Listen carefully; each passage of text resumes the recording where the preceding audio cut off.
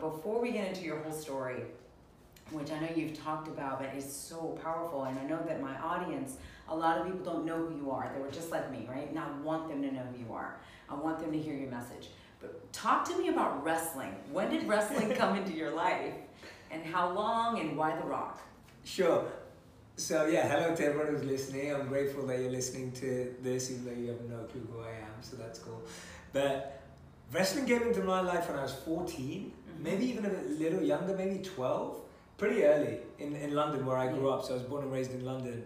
And I remember being a huge wrestling fan. I always wanted my parents to buy me the ring. Oh yeah? Yeah, and they never would. Like, they'd get me the figures, but I'd never had the ring. So I would make it myself out of like rubber bands and like poles and everything. And yeah, very creative, very creative. So I'd make myself a rubber band ring so that I could still get the action figures to kind of like bounce off the sides and like, you know, come through. And so yeah, and wrestling was a huge part of my life. I remember every Saturday morning I would wake up to watch wrestling. I can't remember which channels we used to watch. I think it was the show's Main Event. I think it was on Saturday morning.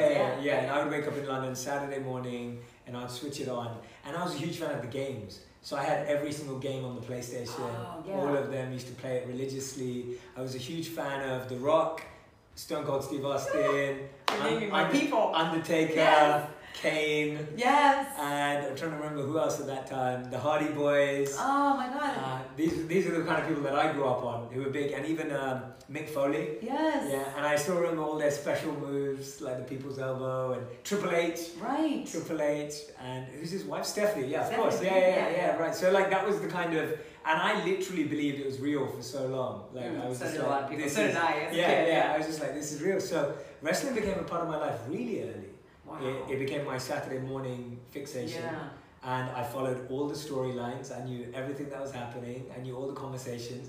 And then when Alex told me about you, and I YouTubed the interview of you and The Rock, I was like, oh my God, I remember watching this on TV all these years ago. Like, I remember watching that exact interview at the time it came out.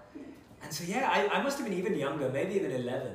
But it was something that I had the figures, I watched it on television, and I had all the games.